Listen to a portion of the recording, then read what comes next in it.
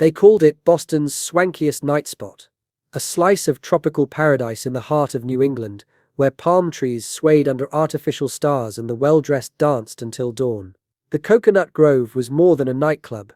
It was an escape, a fantasy world wrapped in blue satin and leatherette, where movie stars rubbed shoulders with college students and sailors on shore leave. On the night of November 28, 1942, more than 1,000 people packed into a space designed for 460. They came to forget the war, to celebrate, to lose themselves in music and laughter. None of them knew they were walking into a death trap. By the time the night was over, 492 people would be dead, and the Cocoanut Grove would become a name synonymous with one of the deadliest fires in American history. The Grove sat at 17 Piedmont Street in Boston's Bay Village neighborhood, a sprawling maze of dining rooms, bars and lounges cobbled together from what was once a garage and warehouse complex. It was a place of contradictions. The exterior was unremarkable brick and concrete, but inside, the owners had created something that felt like stepping into another world. Fake palm trees rose from the floor, their trunks wrapped in cloth, their fronds spreading across ceilings covered in dark blue satin. Light fixtures shaped like coconuts hung from the branches. The walls were lined with leatherette, rattan and bamboo coverings, heavy draperies blocking out the cold New England night. Support columns in the main dining area had been made to look like palm trees with light fixtures shaped like coconuts, creating the illusion of a South Seas tropical paradise. The decor consisted of leatherette, rattan and bamboo coverings on the walls, heavy draperies, and dark blue satin canopies covering the ceilings. In summer, the roof could be rolled back for dancing under real stars. In winter, the club became an enclosed cocoon of heat, smoke, and bodies pressed together in dim light. The club opened in 1927 during Prohibition as a partnership between two orchestra leaders, Mickey Alpert and Jacques Renard, spanning from Piedmont Street to Shawmut Street. It didn't stay respectable for long. As Alpert and Renard's mafia-connected financiers gained control, the Cocoanut Grove became a speakeasy and had a reputation as a gangland hangout where bootleggers conducted business in the shadows. In 1931, gangland boss and bootlegger Charles King Solomon, also known as Boston Charlie, owned the club until he was gunned down in the men's room of Roxbury's Cotton Club nightclub in 1933. Ownership passed to his lawyer Barnett Barney Wilansky, a man who understood power and how to wield it. Wilansky sought a more mainstream image for the club while privately boasting of his ties to the mob and Boston's mayor, Maurice Tobin. He wanted to transform it into Boston's premier nightlife destination. Wilansky was known to be a tough boss who ran a tight ship, hiring teenagers as busboys for low wages, exploiting their desperation for work. He employed street toughs to double as waiters and bouncers, men who knew how to handle trouble, and he made decisions that prioritized profit over safety in catastrophic ways. He locked exits, concealed others with draperies, and even bricked up one emergency exit to prevent customers from leaving without paying. The employees blocked the exits to demand that customers paid their bills. Emergency exits were locked with chains and bolts. Other exits were concealed behind draperies and decorations, making them invisible to anyone unfamiliar with the layout. One emergency exit had been bricked up entirely, sealing it permanently as if it had never existed. The club's layout was a nightmare for anyone trying to navigate it quickly. Originally a garage and warehouse complex, the brick and concrete buildings that constituted the Cocoanut Grove had been converted to a 1.5-story meandering complex of dining rooms, bars and lounges. A lounge in an adjoining building had opened the week before the fire. The club offered its patrons dining and dancing in a South Seas-like tropical paradise, with a roof that could be rolled back in summer for dancing under the stars. The main entrance was a revolving door at the front of the building, the kind that allowed only one person to pass through at a time. Inside, the club sprawled across multiple levels and sections. The main dining room sat on the ground floor, large enough to hold hundreds of people at tables arranged around a central dance floor. A grand staircase led down to the Melody Lounge in the basement, a smaller dimly lit space decorated with the same fake palm trees and covered in even more fabric and leatherette. The theme was continued in the basement Melody Lounge, with what little light there was provided by palm tree light fixtures, creating pockets of deep shadow in the corners. The Broadway Lounge had just opened the week before the fire, extending the club's footprint even further eastward, opening onto adjacent Broadway between Piedmont and Shawmut Streets. There was also a caricature bar, where renditions of prominent guests were featured, making patrons feel like celebrities. The Grove had become one of Boston's most popular night spots, featuring a restaurant and dancing in the main area, floor shows and piano-playing entertainers in the Melody Lounge. Visiting movie stars and singers would have their entry announced by the host, adding glamour and prestige to the atmosphere. It had edge, it had style, and it had wide lapels. It was a version of Rick's Café American in Casablanca, a place where everyone wanted to be seen. The owner was also under the political patronage of the mayor, and city officials turned a blind eye as he neglected to rectify obvious safety violations. But beneath the glamour lay a ticking time bomb. Wall coverings and decorative materials had been approved on the basis of tests for ordinary ignition, which showed resistance to combustion from sources such as matches and cigarettes. The tests showed the materials wouldn't easily catch fire from a careless smoker dropping a cigarette. What the tests didn't account for was what would happen if an actual fire started and began to spread rapidly. Decorative cloth was purportedly treated with fire-retardant ammonium sulfate upon installation, but there was no documentation that the treatment was maintained at the required intervals. Over time, the retardant likely degraded, leaving the fabric as flammable as if it had never been treated at all. Then there was the refrigerant, a detail that wouldn't be fully understood until decades later, when researchers pieced together what had really happened that night. The club's air conditioning system had originally used Freon, a relatively safe and non-flammable gas. But the air conditioning Freon refrigerant had been replaced with the flammable gas methyl chloride because of a wartime shortage. Freon was in short supply, rationed for military use, so the system had been converted to use methyl chloride instead. Methyl chloride was highly flammable and toxic. It was heavier than air, which meant it could pool in low areas and concentrate in dangerous quantities. If ignited, it burned with a faint blue flame and released phosgene gas and other poisons, the same chemicals used as weapons in World War I trenches. The air conditioning condenser units were located near street level, just on the other side of a thin non-structural wall from the Melody Lounge. The units had been serviced since the start of the war. The wiring throughout the building was substandard, unlicensed, shoddy work installed without permits by contractors who cut every corner to save money. No one thought this combination was dangerous. No one imagined what could happen if a spark found its way to those refrigerant lines. November 28, 1942, was a Saturday night, and the Grove was packed beyond anything that could be considered safe.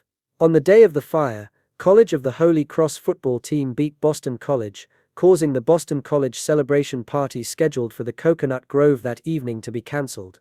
The cancellation should have reduced the crowd, but the Grove had no trouble filling the space anyway. Despite the cancellation of a Boston College victory celebration after the football team's defeat that afternoon, the club had no difficulty in filling the establishment, especially with a floor show about to begin. It was a cold night, the kind that made people want to be indoors, surrounded by warmth and music and other bodies. Soldiers on shore leave were celebrating a night off, as well as local students looking to forget about the cancelled football celebration. Sailors from the Boston Navy Yard were on shore leave, celebrating a rare night off from the demands of war. College students from across the city poured in, looking to forget exams and responsibilities for a few hours. Couples on dates, groups of friends, soldiers and servicemen in uniform, they all crowded into the club, far exceeding the legal capacity of 460 people. The legal capacity of the Cocoanut Grove was 460 people, but on Saturday, November 28, 1942, more than 800 patrons were there dining and dancing, along with 123 entertainers and club staff. On this Saturday night, more than 1,000 patrons packed the main dining room and cocktail lounges at the Cocoanut Grove. It is estimated that more than 1,000 people were crammed into the space rated for a maximum of 460. The club was overcrowded, with more dying than the club's allowed capacity. The club's owner Barney Wilansky wasn't there that night. On the night of the fire, Wilansky was recovering from a heart attack at Massachusetts General Hospital, unaware of what was about to unfold in the building he controlled. Mayor Tobin, a Boston College fan, also cancelled his plans to go to the Grove after his team lost. Their absence would spare them from the horror that was coming, but it would not spare them from the consequences that would follow. By 10:15 p.m., the club was in full swing, operating at maximum capacity, and then some. The main dining room buzzed with conversation and laughter. Waiters moved between tables, balancing trays of drinks and plates of food, navigating the crowded space with practiced efficiency. On the dance floor, couples swayed to the music of Mickey Alpert's band. Although neither Alpert nor Renard held an interest in the club by 1942, Alpert was leading the house band on the night of the fire. Female impersonator Arthur Blake was a headlining act that night, entertaining the crowd with his performance. In the Melody Lounge downstairs, the atmosphere was more intimate, the lighting so dim that patrons could barely see across the room. The palm tree light fixtures provided just enough glow to navigate by, creating pockets of shadow in the corners. The club was at its peak, every table full, every corner packed with people seeking escape from the war and the cold November night outside. It was in one of those dark corners of the Melody Lounge that something happened that would change everything. One long prevailing theory for the fire's origins is this. In the lounge below the dance floor, a young couple looking for a moment's privacy unscrewed the light bulb over their booth, plunging their corner into even deeper shadow. At around 10:15 p.m., the barman on duty told a busboy to replace it. The busboy was Stanley Tomaszewski, 16 years old, too young to be working in the club legally, but Wolanski didn't care about such details.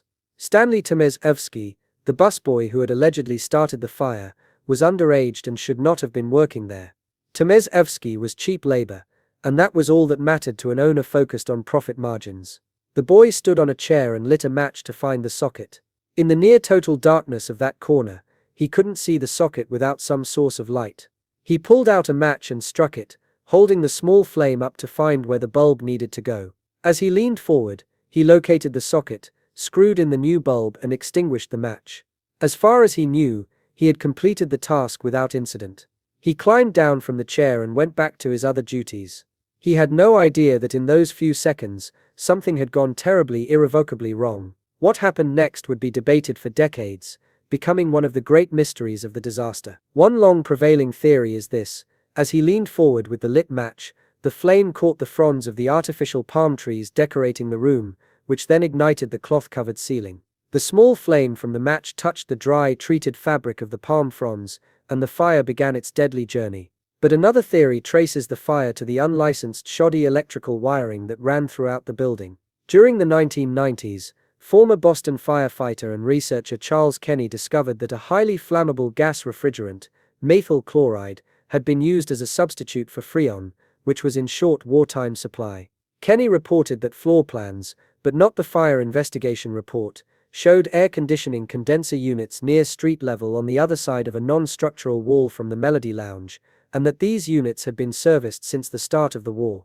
Kenny also reported that photographic evidence indicated an origin for the fire in the wall behind the palm tree, and suggested ignition of methyl chloride accelerant by an electrical failure caused by substandard wiring.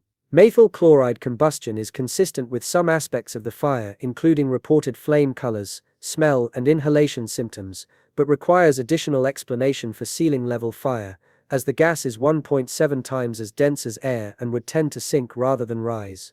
Regardless of the exact ignition point, the fire began in that corner of the Melody Lounge around 10:15 p.m. Then suddenly, at approximately 10:15 p.m., a small fire broke out in the club's basement Melody Lounge. At first it was small, almost insignificant, a faint glow, a wisp of smoke curling upward. Eyewitnesses recounted that they had first spotted the fire in a decorative palm tree in the lounge, working its way up to the ceiling. According to U.S. Naval Reserve Ensign William G. Burns, who had been present in the Melody Lounge around that time, the fire began slowly and appeared to be of such a nature that club employees could extinguish it. He thought it was manageable, the kind of small fire that could be put out with a coat thrown over it or a glass of water tossed at the flames. Multiple witnesses later testified about what they saw in those first crucial moments. In 2012, the Boston Fire Department released the transcripts of witness interviews following the fire. Witnesses Tomaszewski, Morris Levy, Joyce Spector, David Freckling, and Jeanette Lanzoni provided accounts of the ignition of the palm decoration and ceiling in the Melody Lounge. Freckling and Lanzoni described the start of the fire as a flash, suggesting instantaneous ignition rather than gradual burning. Tomaszewski described the spread of the fire across the ceiling as like a gasoline fire, something that moved with terrifying speed. The flame front across the ceiling was faint blue, followed by brighter flames. Witness Roland Sousa stated that he was initially unconcerned about the fire because, as a regular customer of the Melody Lounge, he had seen the palm tree decorations ignite before, and they were always quickly put out. This testimony suggested that small fires had occurred previously and been successfully suppressed, creating a false sense of security that proved deadly when a fire finally escaped control. But this time was different. This time, the fire didn't stay small. Suddenly, to everyone's alarm, the fire raced across the ceiling, causing the crowd to scatter for safety. The room was suddenly a fiery inferno. The flames didn't just burn, they exploded across the ceiling in a wave of blue and orange light.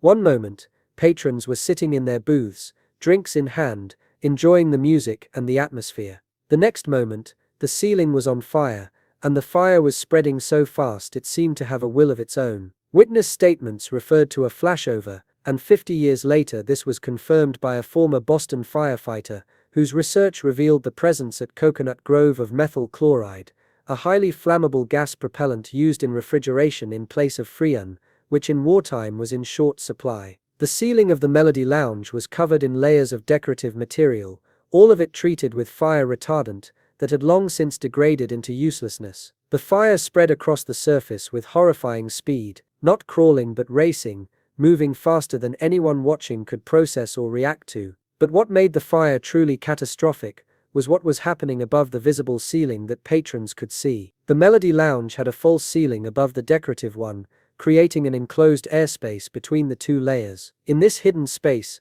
oxygen was limited. As the fire burned, it consumed what oxygen was available and produced massive amounts of carbon monoxide and other gases from oxygen-deprived combustion. The temperature rose rapidly, pressure built in the confined space, and then as the fire found cracks and openings, those superheated gases began to escape into the room below. When they met fresh oxygen in the open air of the lounge, they ignited in what fire investigators would later call a flashover, a phenomenon where all combustible materials in a confined space reach their ignition temperature simultaneously. The flames moved like liquid, flowing across the cloth-covered surface, dropping burning embers onto tables and chairs below, filling the air with thick, acrid smoke that stung eyes and throats. Panic set in immediately. People screamed. Chairs scraped across the floor as patrons jumped to their feet, knocking over drinks and scattering belongings. The only exit from the Melody Lounge was a staircase leading up to the main floor, and everyone in the basement surged toward it at once. The only exit from the Melody Lounge was bolted, but the pressure of the crowd forced it open as people pushed against it in desperation. Bodies pressed together, people shoved and pushed, desperation overriding any sense of order or civility. Those at the back of the crowd had no idea what was happening at the front. All they knew was that fire was behind them, and escape was ahead, and they needed to move now. Piles of blackened corpses would later show where terrified patrons had stormed the blazing stairwell, unable to outrun what was coming for them. The staircase became a chimney, a vertical tunnel that drew fire upward with terrifying efficiency. As the fire in the Melody Lounge intensified, heat and smoke rose naturally upward, funneled by the enclosed stairwell. The rising heat created a thermal draft that pulled more oxygen down from the main floor, feeding the fire below and accelerating its growth like a bellows pumping air into a forge. The flames followed the path of least resistance, climbing the stairs with terrifying speed. And as they climbed, they compressed and superheated the gases ahead of them, creating a bomb waiting to explode, which mushroomed up the stairwell and sent an explosive fireball through the dining room. Upstairs in the main dining room, most patrons were still unaware of what was happening below their feet. The lights were on. The band was playing, couples danced, lost in the music, waiters served drinks. It was a normal Saturday night at the Cocoanut Grove, right up until the moment it wasn't. Within 8 minutes of the first sight of flames, the fire, fueled by ample wall and ceiling decorations, had engulfed the entire club, spreading upstairs into the street-level foyer and main dining room. As shouts of fire rang out while heavy smoke and flames emerged from downstairs, the club lights went out and panic ensued. Darkness fell over the main dining room, like a curtain dropping on a stage. Naval Reserve Lieutenant John Kip Edwards, Jr., who had been upstairs in another of the Grove's lounges and escaped the fire, noted that it seemed that when the lights went out, everybody's intellect went with them. Confusion rippled through the crowd. Someone shouted. Then someone else. People began to move toward where they thought the exits were. Then came the explosion that would sear itself into the memory of every survivor. The superheated gases that had been compressed in the stairwell reached the top step and met the oxygen-rich air of the main dining room. They ignited in a massive fireball that shot across the foyer and into the crowd. Once the fire reached the staircase upstairs, a fireball shot through, singeing people's hair and letting all hell break loose. The blast was so powerful, so instantaneous, that people standing near the staircase had no time to react, no chance to run or take cover. The fireball singed hair and eyebrows 20 feet away. The temperature spiked so high that some patrons sitting in the foyer died in their seats, drinks still in their hands, killed by the sheer heat before the flames ever touched them. Bodies were found in the seats, holding drinks. They were killed instantly from the sheer heat and toxic fumes. Their bodies showed no burns, no char, just the stillness of people whose lungs had been seared by air too hot to breathe. The fire spread through the main dining room with the same horrifying speed it had shown in the Melody Lounge below. The leatherette wall coverings ignited, releasing flammable gases that fed the flames and accelerated the fire's spread. The heavy draperies burned, their fabric turning to ash in seconds.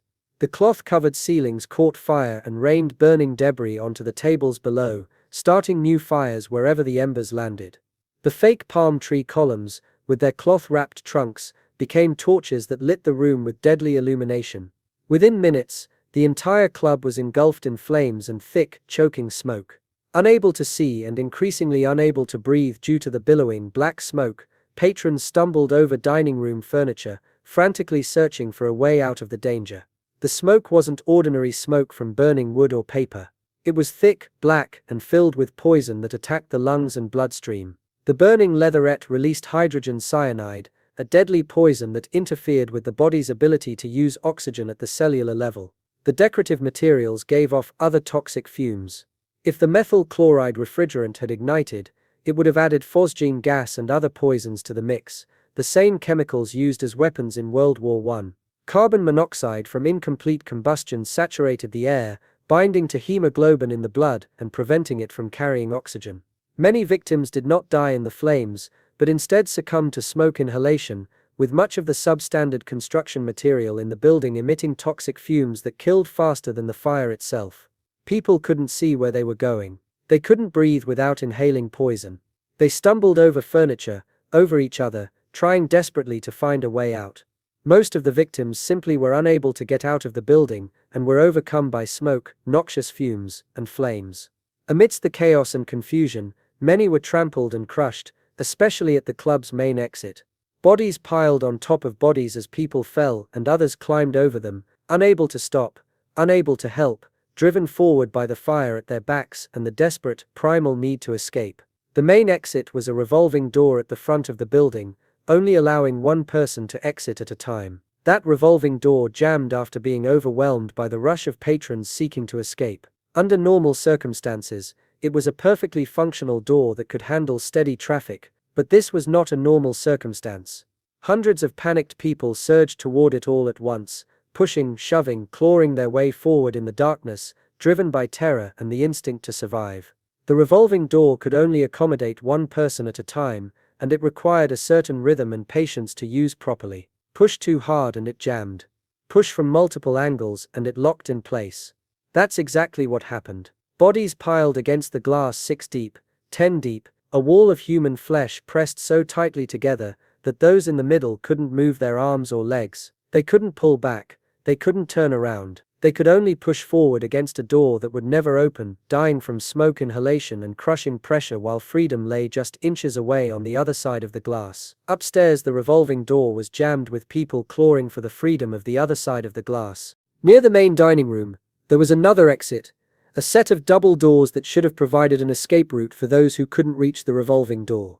A second outlet, consisting of an inward opening door, effectively became a wall as the panicked crowd pushed forth in an attempt to flee to the streets.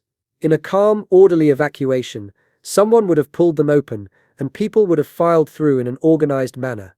But there was nothing calm or orderly about what was happening inside the Cocoanut Grove. The crowd surged forward, driven by fire and smoke, and the primal need to escape. They pushed against the doors with all their weight, hundreds of people pressing forward in a single mass. And the harder they pushed, the more firmly the doors stayed shut. The pressure from behind made it impossible for anyone near the doors to step back, to reverse direction, to pull instead of push. The doors became an impassable barrier. Bodies piled against them just as they had at the revolving door. Additional exits, if they could be located in the dark, were either blocked or obscured, leaving hundreds trapped within the Inferno, desperately hoping for outside rescuers to break through the barriers and save them. Throughout the club, other exits existed, but were completely useless. Exits were boarded up, locked with chains and padlocks. Other exits were locked, concealed by decorations or curtains, or blocked by supplies and equipment. Still other exits had been bricked over or welded shut as a leftover from the Prohibition era when the club served as a speakeasy and needed to hide certain entrances from law enforcement. One exit was equipped with a panic lock,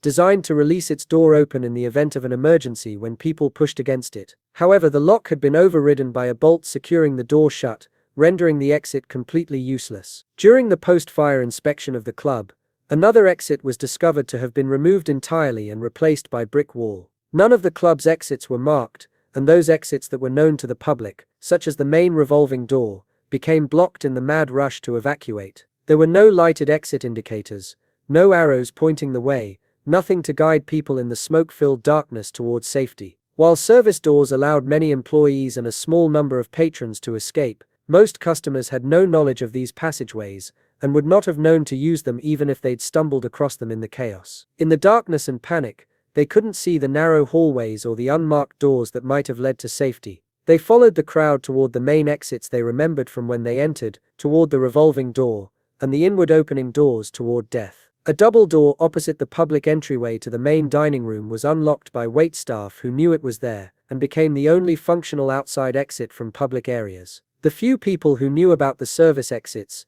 the back doors used by staff to access kitchens and storage areas, had a fighting chance at survival. Staff at the Cocoanut Grove fared better in escaping than customers, owing to their familiarity with service areas, where the fire's effects were less severe than in the public areas, and which provided access to additional window and door exits. Employees familiar with the layout escaped through these routes, and some of them led patrons to safety, pulling confused and terrified people toward exits they didn't know existed. But most customers had no idea these pathways were there. Although several members of the band died, including musical director Bernie Fazioli, most of them escaped backstage and through a service door that they rammed open using their combined weight. Alpert escaped out of a basement window and was credited with leading several people to safety through a route only staff members knew about. Bassist Jack Lesberg went on to play music with Louis Armstrong, Sarah Vaughan, Leonard Bernstein, and many others until shortly before his death in 2005, carrying the memory of that night for more than 6 decades. Cashier Jeanette Lanzoni,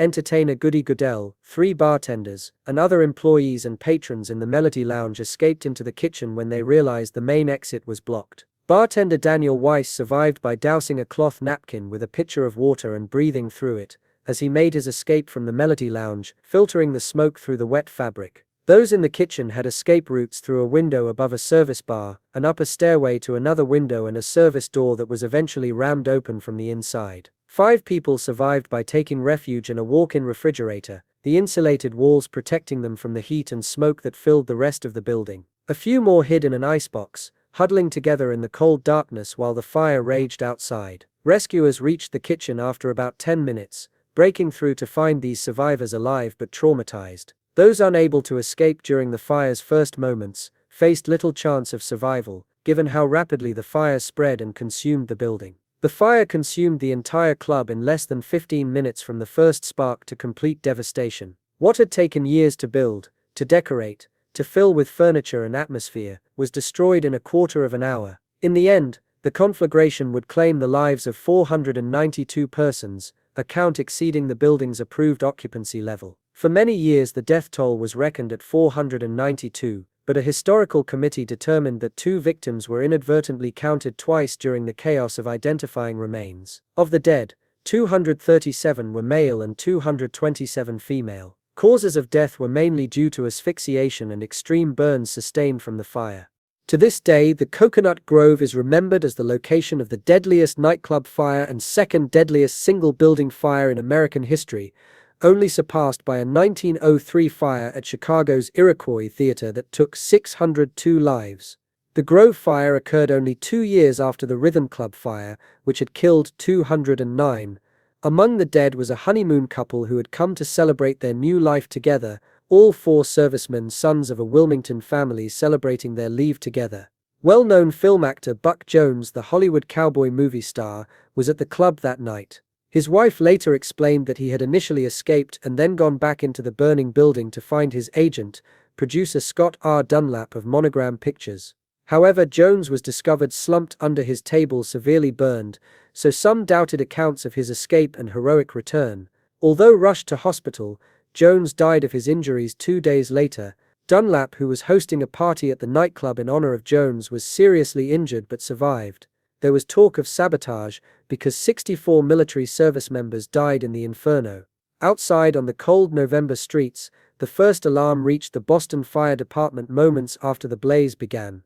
Boston firefighting units had responded to the Grove just moments after the blaze began, and almost as quickly realized the severe life-threatening nature of the fire and the dire need for additional resources to combat it. Within a 45-minute span, Boston's fire alarm headquarters received 5 alarms, each one calling for more equipment and personnel, and city officials put out a call for all available ambulances to rendezvous at the nightclub. The 26 fire engines and 187 firefighters could do nothing to prevent people dying inside the building. More than 180 firemen were summoned to extinguish the 5-alarm fire, however they had the same difficulty entering the building as the patrons had getting out. It happened on a cold night when hoses were frozen, reducing water pressure at critical moments. At 10:45 p.m. the Boston Navy Yard received that call for aid from the Boston Police Department and immediately mobilized every resource at their disposal. As the duty log notes, the Marine Barracks dispatched 3 trucks manned with 5 men each, while the yard's medical crew produced 6 station wagons with drivers and hospital corpsmen. They raced the approximate 3.5-mile route from the Navy Yard to the Cocoanut Grove in Bay Village. Many other military stations within the city and in the surrounding region also responded. Among these were the U.S. Naval Hospital in Chelsea, Massachusetts, which dispatched 3 ambulances with stretchers, 4 medical officers, and 12 hospital corpsmen.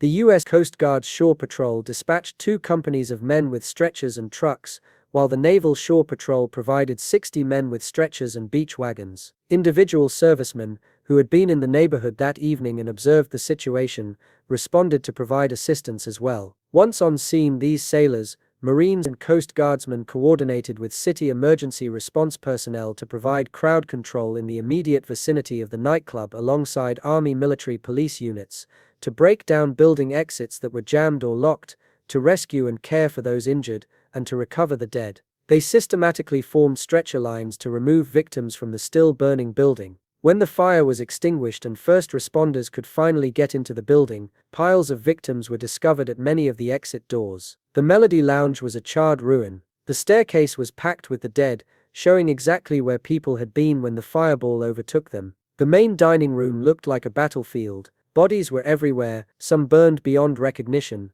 others showing no external injuries, killed by heat and toxic fumes before flames arrived. Bodies piled high behind the main exit, behind the revolving doors. Describing the magnitude of the work being performed by naval personnel, Lieutenant Commander John J. Riley of the Naval Shore Patrol recounted that Navy units had removed 165 bodies from the building through one exit alone. Boston Police Captain James T. Sheehan offered high praise.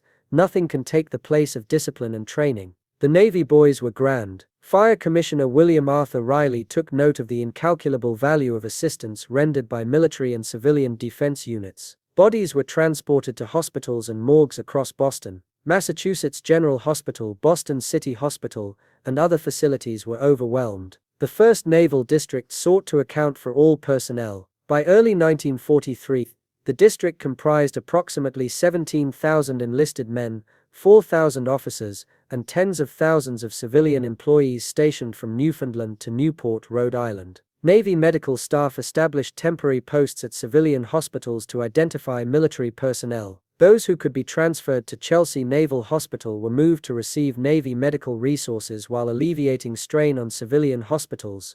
The medical response would prove as historically significant as the fire itself. The standard burn treatment was the tanning process involving tannic acid application, which created a leathery scab. This was time-consuming and subjected patients to agonizing pain. At Massachusetts General Hospital, burns were treated with a new technique pioneered by Dr. Oliver Cope and refined by Bradford Cannon, soft gauze covered with petroleum jelly and boric acid ointment. Patients were kept on a closed ward with meticulous sterile technique. A month later at Boston City Hospital, using traditional methods, 40 of the initial 132 survivors had died from burn complications. At MGH, using the new technique, None of the 39 initial survivors died from burns, though 7 died from other causes. Tannic acid treatment was phased out. At MGH, intravenous sulfadiazine, approved for US use only in 1941, was given to all patients. At Boston City Hospital, 76 patients received sulfonides for an average of 11 days. 13 survivors were among the first humans treated with penicillin. In early December, Merck rushed a 32-liter supply from Rahway, New Jersey to Boston. Patients received 5,000 IU every 4 hours. The drug was crucial in preventing infections in skin grafts. According to the British Medical Journal, the success of penicillin led the US government to support production and distribution to armed forces. The Cocoanut Grove fire saw innovations in medical treatment, including penicillin and plasma to treat burn victims. These materials were later used to great effect to treat wounded on World War II battlefields. While doctors worked to save the living, investigators worked to understand what killed so many. An official report revealed the Cocoanut Grove had been inspected by a Boston Fire Department captain just 10 days before the fire and declared safe. Furthermore, the Grove had not obtained licenses for operation for several years, no food handlers permits, no liquor licenses. Stanley Tomaszewski was underage and shouldn't have been working there. The recent Broadway lounge remodeling was done without building permits, using unlicensed contractors. Media reports immediately speculated on the busboy's culpability since eyewitnesses first observed fire close to where Tomaszewski had been working. The BFD investigated possible causes. Its report reached no conclusion about initial cause but attributed rapid gaseous spread to carbon monoxide buildup from oxygen-deprived combustion in the enclosed space above the false ceiling. Gas ignited rapidly mixing with oxygen. Fire accelerated as the stairway created thermal draft, and high-temperature gas fire ignited leatherette wall and ceiling covering. The report documented fire safety code violations, flammable materials, and door designs. However, Fire Commissioner Riley stated that after reviewing evidence and Tomaszewski's testimony, he was unable to conclude the busboy's conduct caused the fire. Riley's report officially determined the cause was of unknown origin. Tomaszewski testified and was exonerated, as he wasn't responsible for flammable decorations or life safety code violations. The state fire marshal testified, "It is clear to me that he did not ignite the palm tree in the Melody Lounge." Nevertheless, Tomaszewski was ostracized for much of his life. He died in 1994. Further scrutiny focused on city officials responsible for enforcing safety codes. While Mayor Morris J. Tobin promised an immediate inquiry, many doubted investigations would yield needed accountability. Suspicions concerning owner Barnett Wolanski's associations with Tobin and other officials prompted questions about whether relationships had compromised enforcement. Wolanski, a lawyer who'd represented mob boss Charles Solomon, took ownership after Solomon died in 1933. Following Prohibition's repeal, Wolanski sought to build the club into the premier nightlife spot. But in his zeal for success and profit, Wolanski disregarded city building standards. The public and media suspected Wolanski had locked or blocked exits to deter patrons from evading paying. The building was discovered to be a natural fire trap. The floor plan was a meandering collection of dining rooms, bars and lounges with no clear exit. Criminal investigations resulted in a grand jury's indictment of Wolanski on charges he contributed to hundreds of deaths by failing to abide by building standards and allowing overcrowding. On April 10, 1943, the jury convicted Wolanski on 19 counts of manslaughter. 19 victims were randomly selected to represent the dead. Wolanski was sentenced to 12 to 15 years. 9 others, including a fire lieutenant, police captain and building inspector, faced charges, but almost all were acquitted. Wolanski served nearly 4 years before being quietly pardoned by Tobin, who'd been elected governor. The pardon came because Wolanski was dying of cancer. In December 1946, ill with cancer, Wolanski was released from Norfolk prison and told reporters, "I wish I'd died with the others in the fire." He didn't get released to start a new life. He died slowly from cancer, haunted by his actions. He died 9 weeks after his release. From tragedy's ashes came transformation. In the year following, Massachusetts and other states enacted laws that fundamentally changed how America approached fire safety. New laws banned flammable decorations and prohibited inward-swinging exit doors. Exit signs were required visible at all times, with independent electricity sources. Revolving doors for egress had to be flanked by at least one outward-swinging door or retrofitted to permit door leaves to fold flat.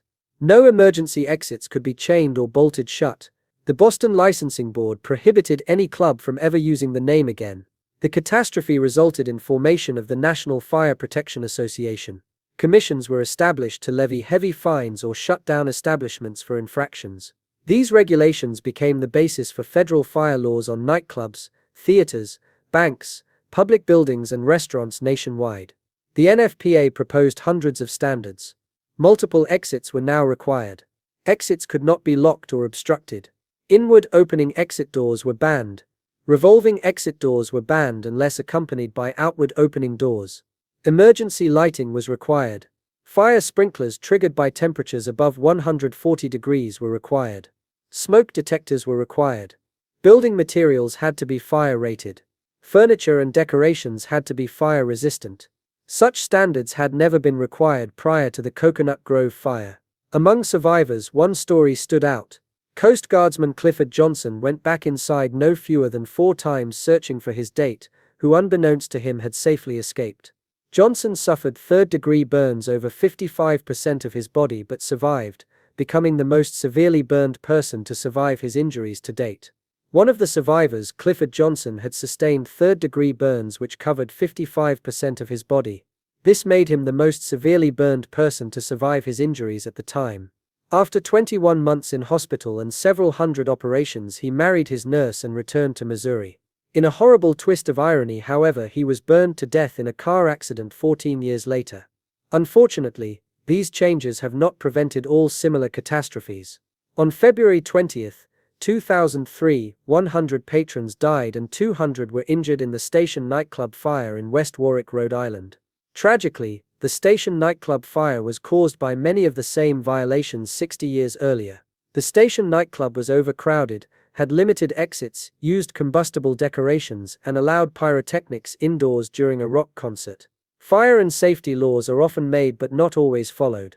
The last known survivor, Robert L. Shumway, died on June 25, 2025, at age 101. After the complex was torn down in 1944, the street map changed. For decades, 17 Piedmont Street was used as a parking lot. Much of the club's former footprint now lies under the Revere Hotel. The surviving section of Shawmut Street was renamed Cocoanut Grove Lane in 2013. In 2015, condominium residences were constructed on the site. In 1993, the Bay Village Neighborhood Association installed a memorial plaque, crafted by Anthony P. Mara, youngest survivor. The inscription reads, "In memory of the more than 490 people who died in the Cocoanut Grove fire on November 28, 1942. As a result of that terrible tragedy, major changes were made in the fire codes, and improvements in the treatment of burn victims not only in Boston but across the nation." Phoenix out of the ashes. On November 26, 2023, groundbreaking was held in Statler Park, 1 block north, for a memorial consisting of 3 arches echoing the original entrance. The memorial will be constructed with 490 granite bricks, each with a victim's name inscribed. The Cocoanut Grove fire was not just a tragedy, it was a turning point that exposed deadly consequences of negligence, corruption, and the belief that profit mattered more than human life. The fire led to medical innovations that saved thousands during World War II and established burn treatment protocols still used today. It created fire safety standards that have prevented countless deaths since. The 492 people who died deserved better. They deserved exits that opened outward. They deserved materials that wouldn't burn like gasoline. They deserved exit signs they could see. They deserved a building where safety mattered more than profit. What they got was a tropical fantasy that turned into an inferno, a night of celebration that ended in mass death.